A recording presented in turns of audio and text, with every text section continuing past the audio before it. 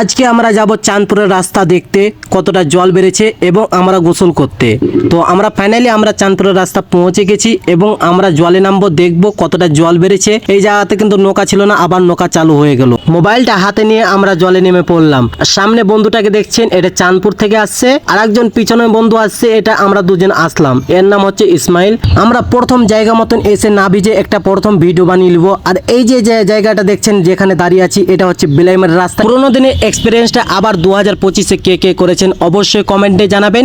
আবার আমার বন্ধুকে দেখতে পাচ্ছেন, এটা 2025-এ এক্সপিরিয়েন্সটা চালু করেছে। তো ফাইনালি বানিয়ে ফেলেছে, যেহেতু আপনারা দেখতে পাচ্ছেন। আমরা 3 বন্ধু মিলে জলে নেমে আমরা কি তৈরি করছি দেখেন।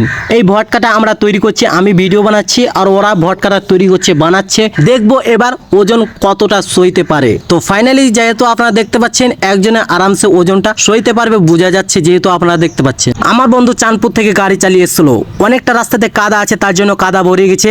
এই জায়গাতে আমরা দুজন মিলে ধুচ্ছি, আর এক বন্ধু ভিডিও বানাচ্ছে। তো এই জায়গাতে আমি কিছুটা শর্ট করে ভিডিও বানিয়ে নিচ্ছি। আবার কেউ আমাকে দেখে হাসবেন না, কমেন্টে অবশ্যই জানাবেন এই ভিডিওটা কিরকম লেগেছে। এরপরে আমার গাড়িটা নিয়ে আসলাম।